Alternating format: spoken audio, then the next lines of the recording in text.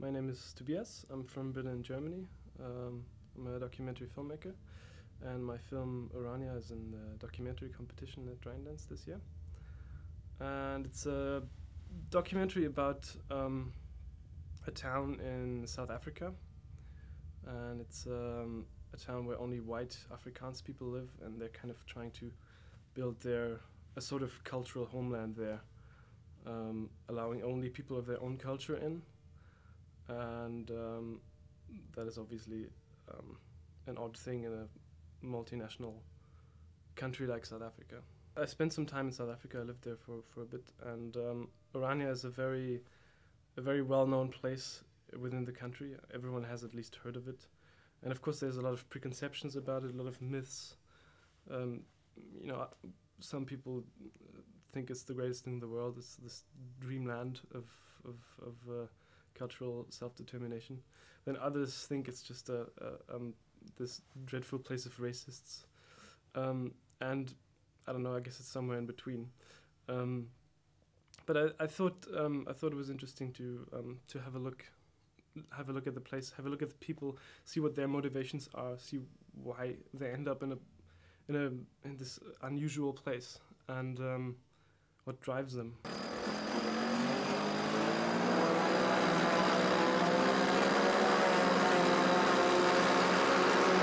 I've done a few shorts before, documentary as well, but this was my first feature film. When you make a documentary, you kind of have to imagine what you're going to get, because it's not planned. I mean, you can plan it at a certain point, but not really.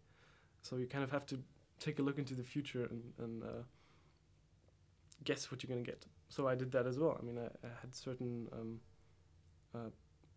ideas, but in the end it worked out completely different. One of my most important characters, I had no idea I would find him, and I was also reluctant to shoot with him in the first place.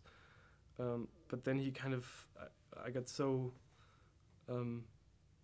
enchanted by his charms and by the way he's just so interesting. So I guess with a documentary, you never know what's going to be there in the end. You can only follow. You can just try to keep your integrity and go the way you think is right. And if reality takes you somewhere else, and you're going to tell a different story, then that's how it is. And sometimes those are the most beautiful stories that you would have never expected. Well, it's always a challenge to challenge your own preconceptions, because you hear so much about it, and I try not to be biased, but I guess you always are in a way. So that was actually a beautiful thing to go there and just experience firsthand what's going on there. And well, a big challenge was in the end editing it, because it's really hard to find the right tone with a topic like that. Some people might agree, some might not, but it was really hard to find the right tone and to make it in a way that it doesn't drop into the one or the other direction. That was actually the biggest challenge, editing. I want to show the people there. I want to show the people that I chose that I thought were interesting, who all have their own story, their own background, why they are there. And I hope the film can hopefully challenge the audience's preconceptions as well.